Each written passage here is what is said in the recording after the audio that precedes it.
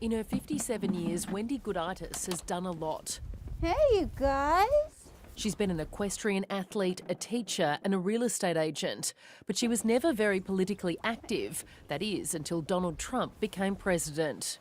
When we put someone in the White House who had bragged about this sort of assault, I was horrified. So I started to look at my local representation. I started to do anything I could think of doing to start changing the culture in this country. Get mad, get up. A resident of rural Virginia, she took on the incumbent Republican in the state election 2 months ago, and she won.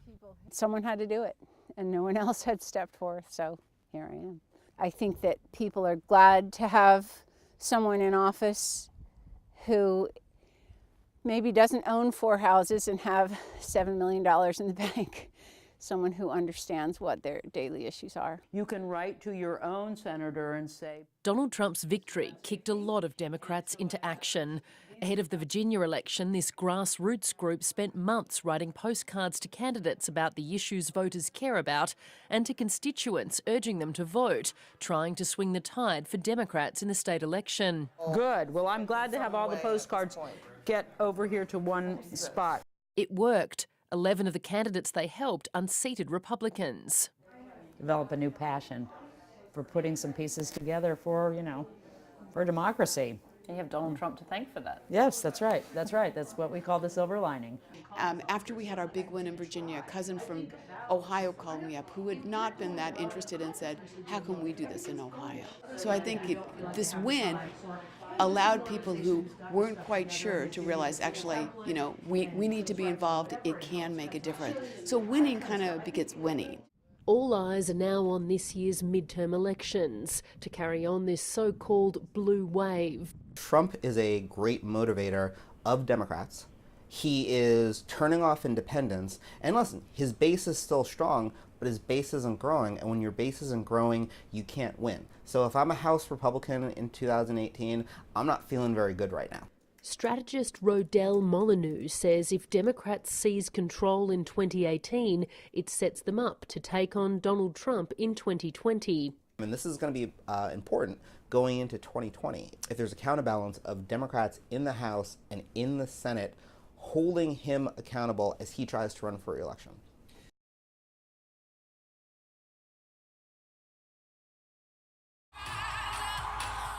After their 2016 loss, Democrats are pulling out all the stops to win the House. A victory that would give them the option to start impeachment proceedings against the president and stall his legislative agenda. There are a couple seats, at least, that Hillary Clinton won in 2016, where the Democrats didn't even field anybody in the congressional election. So this time around, Democrats are fielding candidates basically in all of the congressional races across the country. So that means is that as a wave builds, or if a wave builds against the Republicans, there'll be Democrat candidates in place to catch that wave. One of the things I said through the campaign is Virginia was going to be the first wave of the blue tide, but the waves are just going to continue rolling in. The midterms aren't until November, but 2018 is already shaping up to be one heck of a ride. Stephanie March, ABC News, Virginia.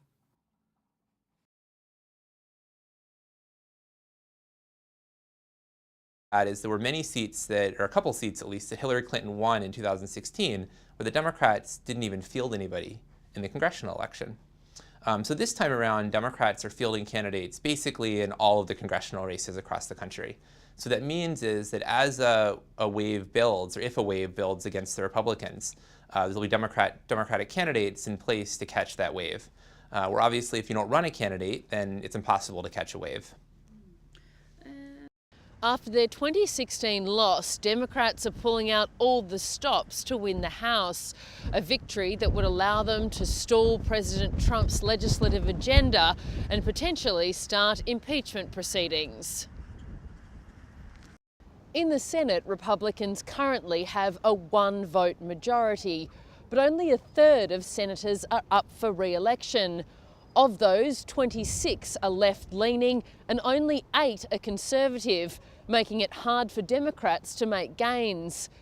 In the House, all seats are up for grabs.